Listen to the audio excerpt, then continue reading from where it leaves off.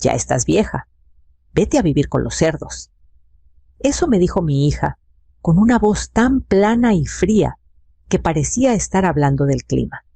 Estaba sentada en la oficina del abogado, todavía aferrándome a la última frase que había leído en voz alta, como si pudiera cambiar si esperaba lo suficiente. Pero no cambió. A mi amada esposa, Rosario Valdés, había dicho el abogado carraspeando incómodo, dejo la propiedad ubicada en el camino de la sierra, incluyendo todo lo que contiene, la cabaña. Esa cabaña vieja, con el tejado torcido que no había visto plomería desde que López Portillo era presidente. Eso era todo. Y a mi hija Alejandra Valdés, la residencia principal en la Avenida del Sol. Continuó el abogado, así como todas las cuentas, inversiones y propiedades por un total de 60 millones de pesos. Parpadeé. No podía ser cierto. Miré a Alejandra.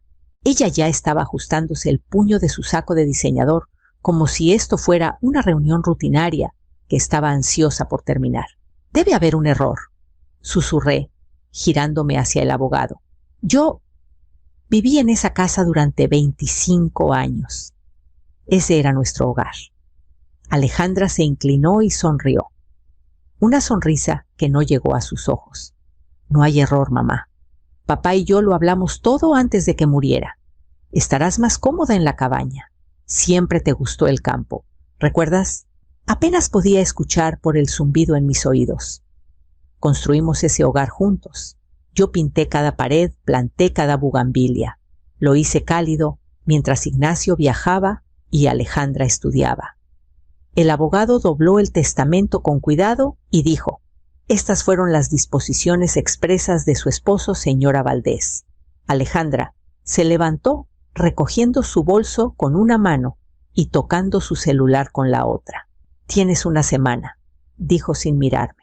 Necesitamos la casa desocupada para entonces. Afuera el cielo estaba gris con la bruma de Jalisco. La seguí al estacionamiento con pasos inseguros. Ella abrió la puerta del coche y se detuvo. ¡Oh!, añadió como si estuviera dando un reporte del clima. Ya estás vieja. Vete a vivir con los cerdos. Luego cerró la puerta de un golpe y me quedé allí, mirando mi propio reflejo en la ventana del coche hasta que se alejó. Al día siguiente estaba en la cocina de la casa que construí desde cero. La misma cocina donde horneé pasteles de cumpleaños para Alejandra desde cero, donde cuidé sus fiebres durante los largos inviernos de Jalisco, donde le enseñé a hacer café cuando tenía 16 y estaba destrozada por algún chico que ya no recuerdo. Ahora estaba empacando mi vida en cajas.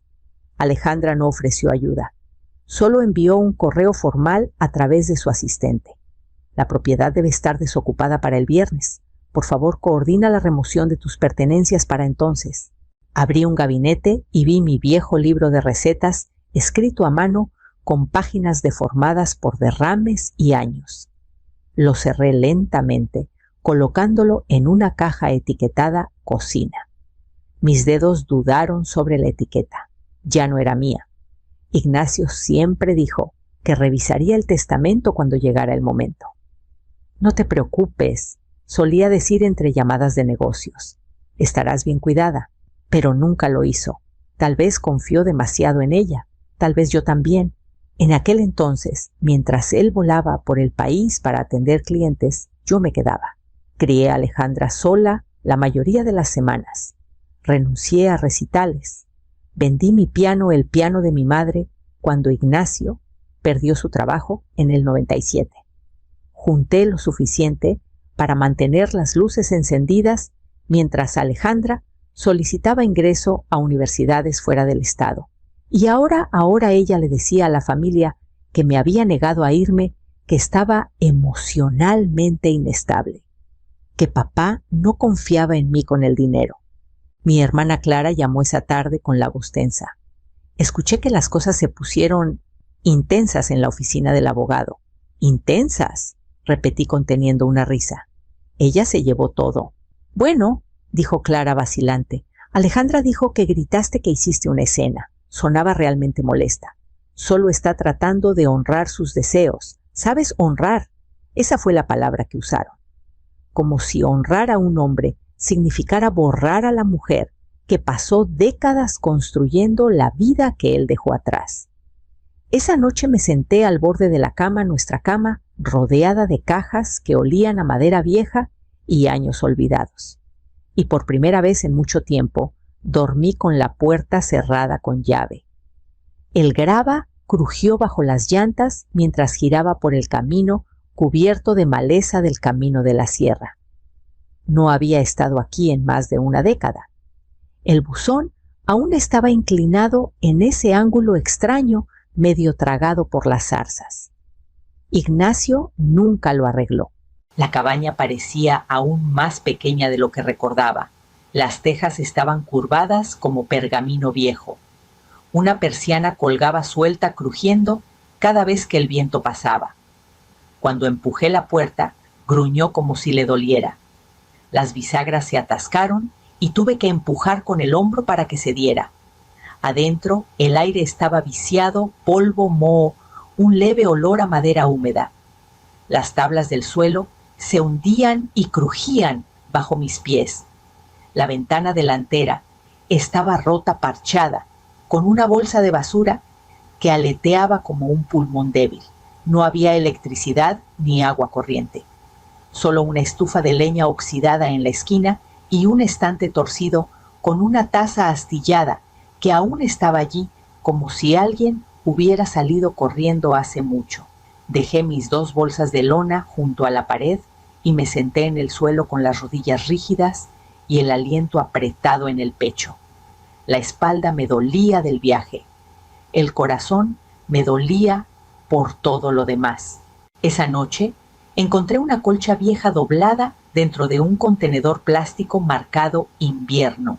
Olía a naftalina y humedad, pero me envolví en ella y me acosté en el suelo duro, escuchando los llamados lejanos de los tecolotes y el crujir del tejado cuando el viento arreció. Al principio no lloré, pero cuando por costumbre busqué la mesa de noche, que no estaba allí, me quebré. Las lágrimas vinieron en oleadas silenciosas, calientes y feas, empapando la tela cerca de mi barbilla. No había nadie para escucharme, solo el viento, solo las esquinas vacías. Pero por la mañana, algo dentro de mí había cambiado. Desperté con las articulaciones rígidas y la colcha enredada en las piernas, pero mis manos no temblaban. No por miedo, ya no. Preparé café en una hornilla portátil y abrí cada cajón de la cabaña para hacer inventario. Fue entonces cuando encontré el martillo. El segundo escalón del porche comenzó a ceder bajo mi peso. No me caí, pero escuché el gemido de la madera astillada, agudo y admonitorio. Así que esa mañana, con el martillo en una mano y una barra de palanca prestada en la otra, me puse a repararlo. Los clavos estaban oxidados. La tabla se partió en 2 al levantarla, revelando un bolsillo de tierra negra y cáscaras de arañas debajo. Lo limpié con la mano enguantada y algo brilló en la tierra, pequeño metálico fuera de lugar. Era una llave, no como ninguna llave que hubiera visto, de latón gruesa, en el centro, con un vástago largo y dientes que se retorcían en un diseño extraño. La parte superior tenía grabada una especie de enredadera o símbolo, no podía distinguirlo. Pesaba en mi palma más cálida que el aire frío a su alrededor, como si hubiera estado esperando. No había cerraduras en la cabaña dignas de esa llave. Las puertas delantera y trasera tenían pestillos anticuados. El único armario ni siquiera tenía perilla. Di vueltas a la llave, estudiando sus extrañas muescas y curvas. Lo que fuera que abría no era ordinario. No se lo conté a nadie, no es que hubiera alguien a quien contárselo. Cada día después de eso busqué. Levanté más tablas del suelo. Golpeé las paredes en busca de huecos. Revisé el cobertizo de herramientas cubierto de maleza detrás de la cabaña, luego el espacio del ático, que no había sido tocado en años. No fue hasta la 5ª tarde, Cuando la luz se desvanecía entre los árboles y encendí una vela abajo, que noté algo que había pasado por alto una costura en la pared del sótano. Sutil, casi disfrazada por la edad y la sombra. Puse la vela en el escalón y pasé la mano por las tablas desiguales. Allí, justo a la izquierda de los estantes viejos, había una ranura en la madera que no había sentido antes. Un pequeño panel. Empujé. Hizo clic. Una puerta estrecha, no más alta que mi pecho, se abrió con un crujido, revelando un espacio oculto excavado en la base de piedra. Alcancé la llave. La cerradura giró más suavemente de lo que esperaba, casi como si la llave nunca la hubiera abandonado. Tomé aire y abrí la puerta oculta. Dentro había un espacio estrecho, no más ancho que una despensa revestido de piedra fría y polvo. Una caja metálica descansaba en un estante junto a una bolsa de lona vieja. La caja era pesada, cerrada con un pestillo, pero sin orificio para llave. La abrí con el borde de un cincel y extendí todo en el suelo del sótano. Documentos legales amarillentos en los bordes, pero perfectamente conservados. Escrituras, mapas, sellos de topógrafos, todos con el nombre de Ignacio y el mío. La primera página era una escritura de derechos minerales para la tierra donde estaba la cabaña. No solo el acre alrededor de la estructura, sino 240 hectáreas que se extendían hacia las colinas detrás de la propiedad. Seguí leyendo. Un sobre estaba marcado oferta, no firmar aún. Adentro una carta impresa de una compañía minera ofreciendo 70 millones de pesos por esos derechos. La fecha 6 meses antes de que Ignacio muriera. Nunca me lo dijo. Debajo de los papeles había un sobre más pequeño sellado con cera. Mi nombre escrito en él con su letra. Lo miré por un largo rato antes de abrirlo. Rosario. Si estás leyendo esto, significa que lo encontraste. Bien. Le di a ella la casa y el dinero porque eso es lo que ella entiende. Cosas rápidas. Cosas visibles. Pero a ti te di la tierra porque es tuya. Verás por qué. Siempre ves lo que importa cuando cuenta. Esto no es solo dinero. Es libertad. Y ella nunca pensará en buscarlo aquí. Úsalo como quieras. Sé que lo usarás sabiamente. Lamento haberte hecho pasar por el fuego primero, pero sabía que lo superarías. Ignacio, la carta temblaba en mis manos mientras la doblaba de nuevo por los pliegues. Mis rodillas dolían por estar arrodillada en la piedra, pero no me sentía débil. Me sentía segura. Empaqué todo con cuidado y subí las escaleras del sótano en silencio, cerrando la puerta detrás de mí. Luego hice una lista. Apenas me reconocí en el espejo sobre el fregadero de la cocina. El cristal era viejo, rayado y algo deformado en los bordes, pero me mostraba con suficiente claridad. Mis mejillas se habían adelgazado. Mis manos estaban ásperas, marcadas con callos nuevos, por levantar madera, raspar musgo, sacar clavos. Había sombras profundas bajo mis ojos, pero ya no eran de dolor. La mujer que había suplicado por un espacio al borde del nuevo imperio de su hija ya no estaba. Me puse a trabajar al día siguiente. Primero la plomería. Un trabajo discreto, sin contratistas, solo un plomero jubilado del condado vecino, que no hacía preguntas y aceptaba efectivo. Una semana después, un electricista discreto instaló paneles solares en el tejado trasero ocultos desde el camino. Las luces se encendieron una noche mientras hacía café y casi lloro por el sonido de un interruptor funcionando. Seguí usando la estufa de leña cuando podía. Costumbre tal vez, orgullo también. Una vez que la cabaña fue habitable de nuevo, manejé hasta una pequeña oficina de abogados a 2 pueblos de distancia. Nadie local, nadie que Alejandra pudiera conocer. El hombre usaba lentes gruesos y hacía preguntas inteligentes. Le mostré las escrituras, la oferta minera, la carta. No se inmutó. Para el final de la semana, El trato estaba firmado. Transferirían el primer pago, 40 millones en plazos. El resto, más regalías, vendría con el tiempo. Suficiente para 10 vidas. No se lo dije a nadie. Seguí manejando el mismo coche oxidado al pueblo. Usé el mismo abrigo con un desgarrón en el bolsillo. Dejé que las señoras de la oficina de correos creyeran que sobrevivía a base de frijoles enlatados y pura terquedad. Dejé que Clara pensara que seguía rumiando la vergüenza en algún lugar del campo. Dejé que Alejandra creyera que no me quedaba nada que tomar. Dejé que todos lo creyeran, porque a veces el silencio no es rendición, es estrategia. Hice un pequeño cambio la mañana siguiente. Quité la bolsa de basura de la ventana rota y la reemplacé con un cristal limpio.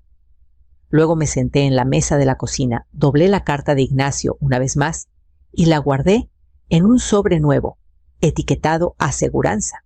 Ella llegó en un coche que no era suyo, rentado o prestado de algún amigo que aún no había quemado. Alejandra salió lentamente, con botas de diseñador raspadas, los lentes deslizándose por su nariz. Parecía más pequeña de lo que recordaba. O tal vez yo había crecido. Mamá, dijo como si no me hubiera echado hace 7 meses. ¿Podemos hablar? No me moví del porche. Subió los escalones con una sonrisa forzada y miró a su alrededor. La ventana nueva debió sorprenderla. Parpadeó al verla, pero no dijo nada.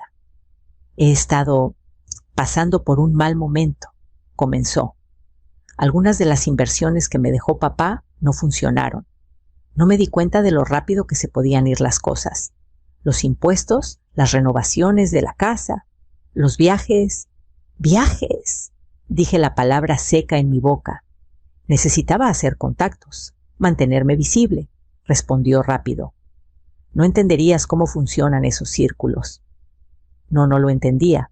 Solo pagué la hipoteca durante la recesión y renuncié a la calefacción para que ella pudiera ir a su gala de la Escuela de Leyes en Guadalajara. Se sentó a mi lado sin invitación y cruzó los brazos como si fuéramos iguales, teniendo una charla amistosa. «¿Tienes la cabaña?», dijo finalmente. «Podrías venderla. El terreno debe valer algo. ¿Podrías ayudarme?» «¿Ayudar?». Giré mis ojos hacia los árboles amplios, arraigados más viejos que ambas.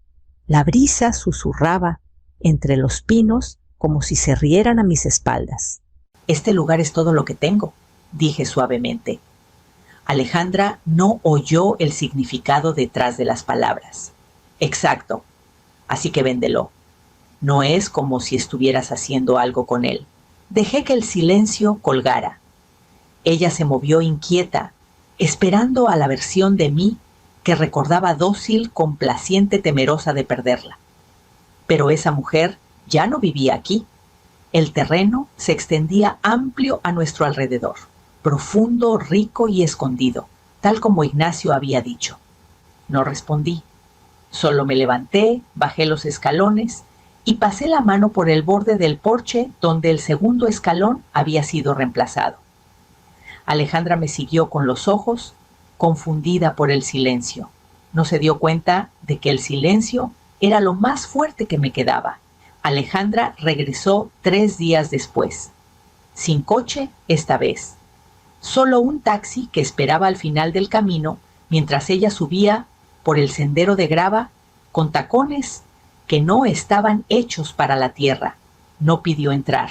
Solo se quedó en el porche, con los hombros levantados como una armadura que ya no le quedaba. «Estoy en problemas», dijo. Asentí. «Necesito ayuda». La dejé hablar. Tropezó con los números, tarjetas de crédito, préstamos personales, una demanda, que no había mencionado algo sobre una sociedad fallida en Monterrey. Era peor de lo que imaginaba. «No puedo perderlo todo», susurró. «Ya casi lo hice. Solo pensé que duraría más». Cuando finalmente se quedó sin palabras, entré y regresé con una libreta amarilla. Me senté en la mesa y escribí un número en la parte superior, $5,000. Sus ojos se abrieron. «¿Tienes ese tipo de dinero?». No respondí su pregunta, solo deslicé el papel más cerca. «Es un préstamo. dije. No un regalo, 5% de interés plazo de 10 años. Los pagos comienzan de inmediato. Ella asintió con la respiración entrecortada. Está bien. Además, continué. Vendrás aquí todos los sábados, 8 horas. Ayudarás con lo que necesite cortar leña, pintar, reparar cercas, lavar ropa. Sin quejas, sin excepciones. Parpadeó. ¿Quieres que trabaje? Sí, dudó. ¿Y eso es todo? La miré a los ojos. Escribirás una carta de disculpa, no solo para mí, sino para toda la familia. La leerás en voz alta en la reunión de Navidad. Este año, sin excusas. Su rostro palideció. Mamá, dijiste que necesitabas ayuda, dije. Esta es la mía. Alejandra se quedó en silencio por un largo rato, con los brazos rígidos a los lados, lágrimas que no dejaría caer. Luego asintió una vez. Está bien. Al día siguiente transferí los fondos. Vi sus ojos cuando llegó el correo de confirmación. Alivio, vergüenza, algo más que no nombraría. Y el sábado siguiente llegó al amanecer con las mangas arremangadas y el orgullo guardado en el bolsillo. Alejandra llegó justo después del amanecer, vestida con jeans y una sudadera tan desteñida que casi no la reconocí en ella. Sus botas eran viejas, no del tipo pulido que usaba para tribunales o galas. Estas tenían raspaduras y lodo seco. Contuvo el aliento como esperando que me burlara de ella. No lo hice. Le di un par de guantes de trabajo y señalé hacia el cobertizo. Había cajas que mover, botes de pintura que agitar y la barandilla del porche necesitaba lijarse antes de que pudiera barnizarla de nuevo. Ella asintió. Una vez se recogió el cabello detrás de las orejas y se puso a trabajar. No hablamos mucho. Ella barrió el polvo de las esquinas de la cabaña que no habían visto la luz en años. Acarreó troncos al montón de leña. Lavó los muros exteriores con un balde de vinagre y trapos hasta que el blanco volvió a verse. La observé desde los escalones. Por un momento sentí que miraba a una extraña. Luego algo cambió. Cuando se raspó los nudillos en el pestillo de la puerta del jardín, no maldijo. Lo envolvió con su manga y siguió. Vi sus hombros relajarse cuando la brisa enfrió el sudor en su cuello. Su respiración se volvió rítmica. Trabajaba como alguien tratando de hacerse lo suficientemente pequeña para caber en su antigua vida. Más tarde nos sentamos en el porche con 2 tazas de café entre nosotras, el silencio ahora suave. Me miró no como una niña esperando permiso, como una mujer buscando la verdad. Mamá, dijo en voz baja, ¿cómo lograste ayudarme? Tomé un sorbo de café, dejando la pregunta flotar entre nosotras. Luego dije, nunca preguntaste cuánto valía la cabaña. Sus labios se entreabrieron ligeramente. No habló. Solo miró hacia las colinas detrás de nosotras, las mismas que alguna vez llamó vacías. No dije más, no sobre la tierra el trato o la carta que Ignacio dejó. Solo me senté a su lado mientras el viento movía los árboles y el sol de la tarde derramaba oro sobre el porche. No preguntó de nuevo. Solo volvió el fin de semana siguiente. Ha pasado un año. La cabaña sigue en pie, sólida y habitada, pero ya no duermo ahí. Mi nuevo hogar está más arriba en una sierra con vista al Valle del Sol. Desde el porche delantero puedo ver el tapiz de árboles que se extiende hasta el pueblo abajo, cobre pino y niebla en las mañanas tempranas.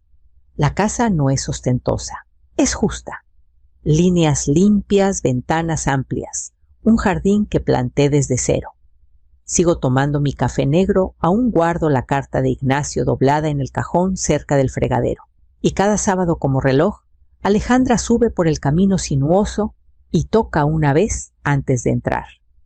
Trae pinceles, tijeras de podar, a veces solo conversación. Ya no hablamos de la deuda. Ha estado haciendo sus pagos sin falta, incluso antes de tiempo. Su despacho es más pequeño ahora, pero más estable. Acepta clientes que no siempre pueden pagar por completo. Dice que es su forma de empezar de nuevo. Esta mañana se sentó frente a mí en la mesa de la cocina, con el cabello recogido, las manos alrededor de una taza astillada que no he tenido el corazón de reemplazar. ¿Crees que papá sabía que todo esto pasaría?, preguntó. Miré al cielo, que justo comenzaba a cambiar con el otoño. No, Sao, dije, no los detalles. Ella inclinó la cabeza. Pero nos conocía. Sabía que ambas aprenderíamos, solo no las mismas lecciones. Asintió lentamente, como si hubiera estado esperando escuchar eso. Tal vez incluso lo necesitaba. No elaboré. No hacía falta. Pasamos el resto de la mañana trabajando codo a codo, arrancando hierbas, reparando la cerca trasera, cortando cardos silvestres de los bordes del patio. No se quejó ni una vez. Y cuando llegó el momento de irse, se quedó un momento mirando hacia el valle como yo solía hacerlo. Pensaba que el dinero lo arreglaba todo, dijo casi para sí misma. No la corregí. Solo le di un frasco de mermelada de zarzamora que había preparado esa semana y le dije que manejara con cuidado. Mientras se alejaba, el viento volvió a mover los árboles y entré a empezar la carta que había querido escribir.